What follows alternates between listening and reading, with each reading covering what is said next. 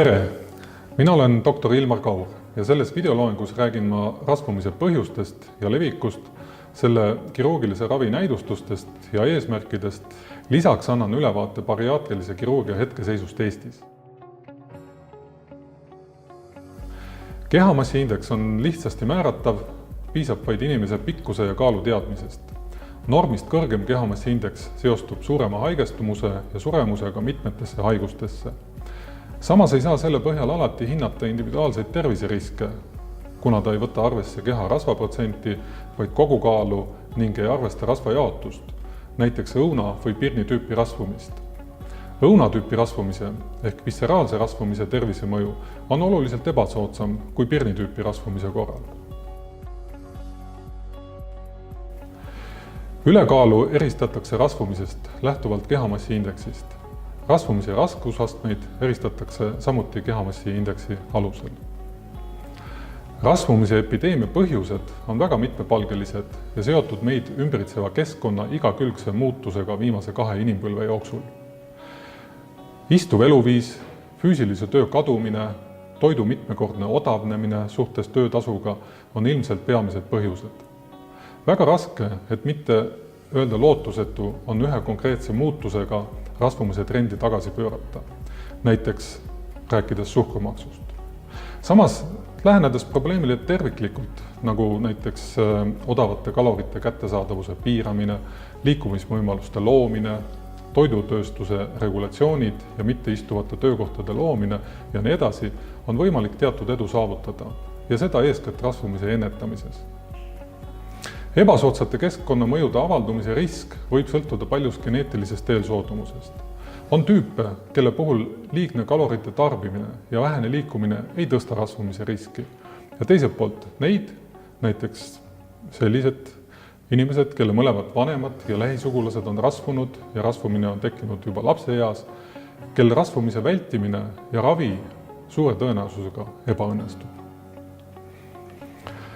Normist kõrgem kehamassiindeks seostub järgmiste haiguste kõrgema riskiga. Südame-veresoonkonna haigused, peamiselt infarktid ja insuldid, suhkruhaigus, tugiaparaati degeneratiivsed haigused, eriti osteoartroos, erinevad vähivormid, nagu näiteks endomeetriumi ehk emakakakehavähk, rinnavähk, munasarjavähk, eesnärme, jämesole, neeru, maksa ja sapipõievähk. Kui küsida, kas bariaatriline kirurgia muudab rasvumise levimust populatsiooni tasemel, siis on vastus kahjuks eitav. Kirurgia tegeleb ja seejuures väga efektiivselt üksikjuhtumitega, kuid ei suuda lahendada rahvatervise probleeme. Rasvumise leviku osas oleme keskmikud. Terviseküsitlustes kipuvad inimesed oma kaalu alahindama, seetõttu annavad küsitlused ja otsesed mõõtmised erinevaid tulemusi. Seda edetabelit siin juhivad riigid, kus valimid kaalutakse ja mõõdetakse. Eesti andmed saadakse küsitluste teel. Rasvumise ravi käsitletakse traditsiooniliselt nagu teiste elustiili ja käitumisega seotud haiguste ravi, näiteks teise tüüpi diabeet, allergiad, ülekoormushaigused ja nii edasi. Alustuseks muutused käitumises ja valikutes, edasi vajadusel ja olemasolul ravimid ning kirurgia on reserveeritud puhkudeks, mille eelnev ei aita. Probleem on selles, et konservatiivse raviga saavutatav pikaajaline ja pikaajalise all peame silmas kaalulangust, mis kestab rohkem kui 1 aasta, on keskmiselt 5% kehakaalust. Isikule, kelle kehamassiindeks on üle 40, sellest vaevalt piisab. Kirurgia on ja jääb veel lähema 10 aasta jooksul ainukeseks meetodiks, mis võimaldab suurt ja püsivat kaalulangust patsientidele, kes põevad 3. staadiumi rasvumist, ehk kelle kehamassiindeks on üle 40. Mis on bariaatriline kirurgia? Definitsiooni põhjal on tegemist ravimeetodiga, mille puhul sekkutakse kirurgiliselt seedetrakti eesmärgiga saavutada oluline ja püsiv kaalulangus ning rasvtõvega kaasnevate haiguste leevendumine või taandumine. Bariaatrilise kirurgia eesmärgid on peamiselt seotud terviseseisundi paranemise ja enneaegse suremuse vähenemisega. Et sekkumised, mis ei päästa elu nende rakendamise hetkel, vaid tulevikus, nagu bariaatriline kirurgia, oleksid patsientidele aktsepteeritavad, peavad nad parandama elukvaliteeti.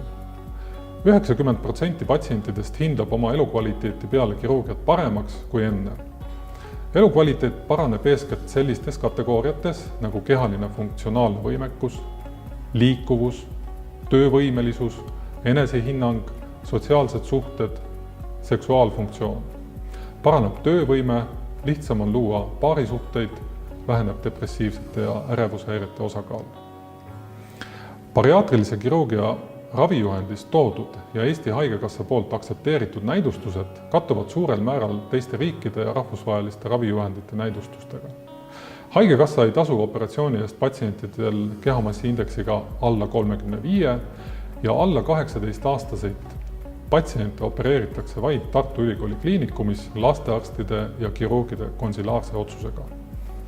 Bariaatrilise kirurgia vastunäidustusteks on vanus alla 18 eluaasta, rasedus, viletsast üldseisundist tulenevad vastunäidustused ükskõik milliseks plaaniliseks kirurgiliseks sekkumiseks, alkohol- või narkosõltuvus, puudulik koostöövõime, võimetus jälgida elustiili alaseid juhiseid peale operatsiooni ehk motivatsiooni puudulikkus.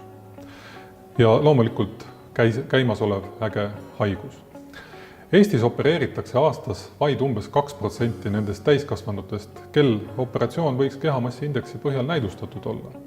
Peamine põhjus selleks on asjaolu, et inimesed ei soovi operatsiooni, mitte see, et tervishoiusüsteem ei suuda seda pakkuda. Rasvumine mõjutab inimeste elukvaliteeti ja terviseseisundit erinevalt ning seetõttu on erinev ka nende soov operatsiooniks ja sellega kaasnevateks elumuutusteks ehk ravimotivatsiooniks. On väga oluline, et ravimeeskond ja patsient mõistaksid ravi eesmärke sarnaselt, see tähendab, patsiendi ootused oleksid realistlikud. Vastasel juhul võib tulemuseks olla rahulolematu patsient, kelle mõõdetavad ravitulemused, näiteks kaalulangus, veresuhkru väärtus, on suurepärased. Patsiendi ootused võisid olla aga seotud hoopis probleemidega paarisuhtes, mis aga peale operatsiooni ei lahenenud. Õnnestunud ravi ja rahulolev patsient eeldavad multidistsiplinaarse ravimeeskonna olemasolu, patsiendi ettevalmistus operatsiooniks, nõustamist ja jälgimist peale operatsiooni.